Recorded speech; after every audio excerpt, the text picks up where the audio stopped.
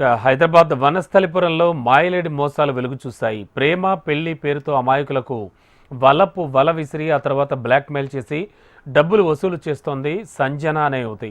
మరోవైపు స్థానికులను నమ్మించి అప్పులు చేయడం, తిరిగి ఇవ్వాలని అడిగితే బెదిరింపులకు దిగుతోంది. చట్టాన్ని అడ్డు పెట్టుకుని తిరిగి బాధితులపైనే కేసులు నమోదు చేసేదట. వనస్థలిపురం హరిహర కాలనీలో నివాసం ఉంటోన్న సోమసుందరం అనే వ్యక్తిని పెళ్లి చేసుకుని ఆ తర్వాత అతని వద్ద నుంచి 60 లక్షల రూపాయలు వసూలు చేసి ఉడాయించింది. కిలాడి సంజనకు అప్పులిచ్చి దాదాపు 40 మంది మోసపోయినట్లు సమాచారం. బాధితుల ఫిర్యాదుతో మాయలేడి సంజనపై వనస్థలపురం పిఎస్లో కేసు నమోదైంది. నా పేరు సోమసుందరం అండి. వనస్థలిపురంలో ఉంటాను. నాకు మ్యారేజ్ డైవర్స్ అయిపోయిన తర్వాత ఫస్ట్ మ్యారేజ్ నా ఆఫీస్లో క్యాష్ కన్సల్టెన్సీలో శ్రీ సంజన అమ్మాయి వర్క్ చేసేది. మేము లవ్ చేసి పెళ్లి చేసుకుని రిజిస్టర్ మ్యారేజ్ చేసుకున్నాము.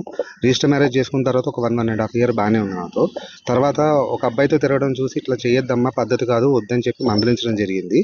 తర్వాత హరిహరపురంలో నా ఇల్లు అమ్మించి క్యాష్ గోల్డ్ అన్నీ కొనిపించుకుంది. 2 ప్లాట్లు రాయిపించుకుంది నాతో. రాయిపించుకుని ఇవన్నీ తీసుకుని ఒక 60 లక్షల వరకు నన్ను మోసం చేసి ఇంట్లోంచి భానుప్రకాష్ రెడ్డి ఇంజాపూర్లో ఉంటాడు, అతనితో వెళ్ళిపోవడం జరిగింది. దీని మీద నేను వనస్థలిపురం పోలీస్ స్టేషన్లో 420 కేసు పెట్టాను. అది ఇన్వెస్టిగేషన్ జరుగుతుంది. అయితే వీళ్ళ అమ్మా నాన్న వాళ్ళు కూడా ఇంజాపూర్లో ఒక 40-50 లక్షలు ప్రజల దగ్గర తీసుకుని టోకరా ఇచ్చి వాళ్ళు ఐపీ పెట్టి పారిపోయారు. వాళ్ళు ఈ అప్పుల వాళ్ళందరూ నన్ను వచ్చి మీకు తెలుసు కదా, మీ ఫ్యామిలీయే కదా వాళ్ళు అని చెప్పి నన్ను ఇబ్బంది పెడుతున్నారు. నాలాగా వీళ్ళలాగా ఇంకోళ్ళు ఎవరూ మోసపోకుండా తగిన న్యాయం జరగాల్సిందిగా కోరుకుంటున్నాను. నా పేరు నరసింహారావు అండి. భవానీ ఇంట్లోనే ఉంటాను.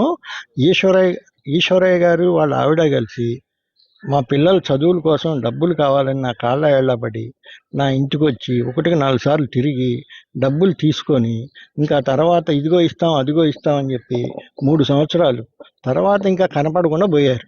వాళ్ళ కోసం నేను తిరగని ఊరు లేదు, తిరగని వ్యవహారం లేదు. ఇక్కడ పోలీస్ స్టేషన్కి వస్తే ఆ రోజు కూడా మేము ఇస్తామని చెప్పి ఒప్పుకొని అంతే పోయి ఇంత మటుకు కనపడకుండా మమ్మల్ని ఆగం చేశారు. ఆ పైసలు కూడా నా దగ్గర లేకపోతే నేను బయట వేరే మిత్రుడి దగ్గర అడిగి ఇప్పించాను. వాళ్ళకి మిత్తులు కట్టుకుంటున్నాను ఇప్పటి వరకు. అది నా బాధ. నేను 1,00,000 రూపాయలు ఇచ్చానండి అప్పుడు. దానికి కొంచెం దయచేసి మమ్మల్ని బయట వేయాల్సిందిగా కోరుతున్నాను.